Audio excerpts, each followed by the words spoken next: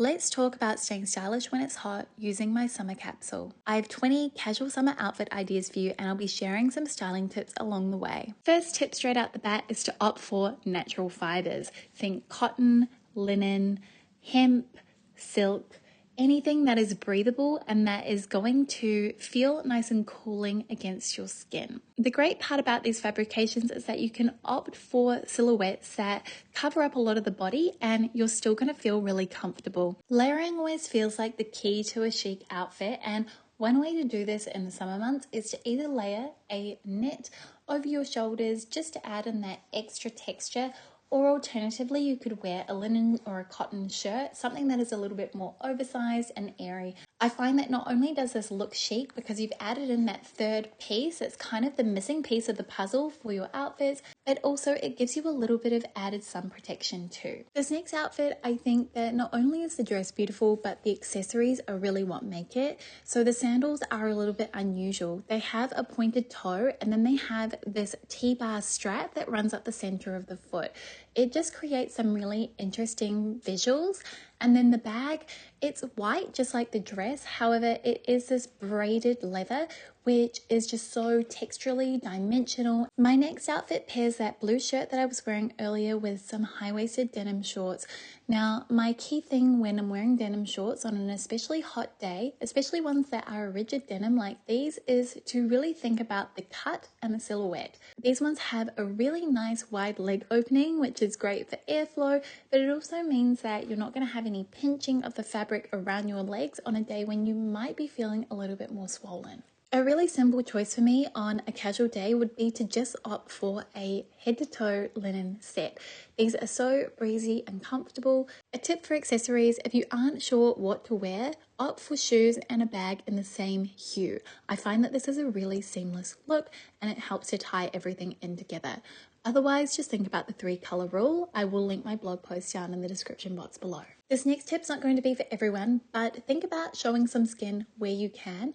I actually really like exposing a little bit of midriff above my belly button, and a really high-waisted skirt is a great way to do this, but think about balancing out the proportions. So I have a lot on show on my upper half, so I've opted for a skirt silhouette that is a lot more modest. This is a floor-length maxi, which is just beautiful, and it's in a silk fabric, so it really flows as you move around. If you wanted to cover up a little bit, then you could throw on a linen shirt.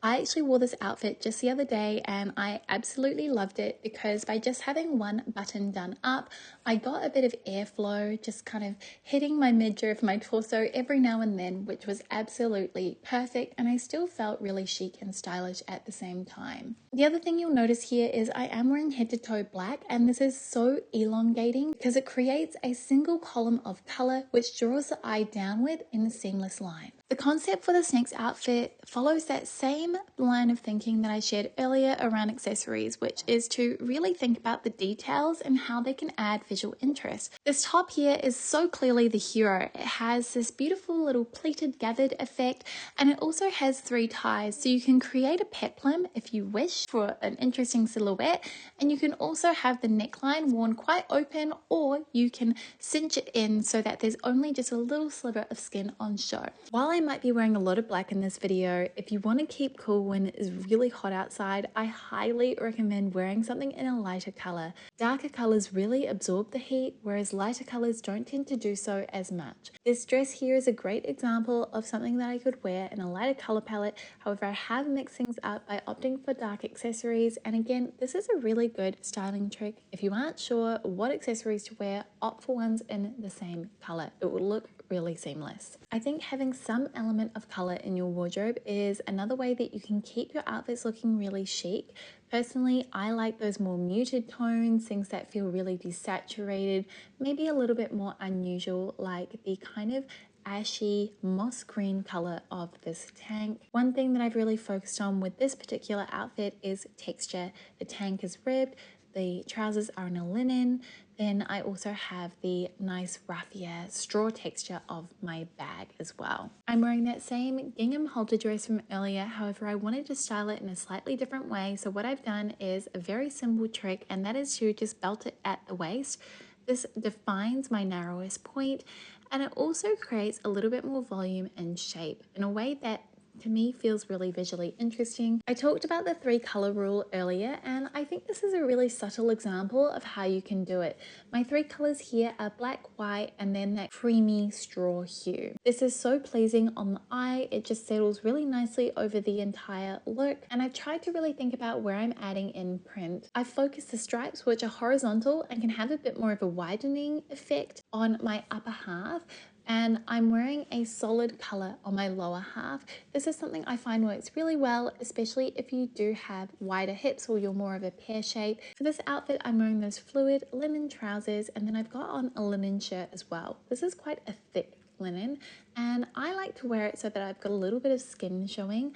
I think that that is just a more playful and fun way to wear it. So I've just fastened one of the buttons. I've thought about balancing out my color, so I have those lighter colors on my upper half, whereas I've got the darker colors on my lower half, and this creates these really strong visual blocks and also an element of contrast in the outfit. Proportion play is probably one of my favorite things about styling and putting together outfits, and you can see here what I've done is I've opted for this one shoulder peplum top. This has so much volume, and I think it's balanced out really nicely with the fluidity and that kind of slinky nature of the maxi skirt that I'm wearing.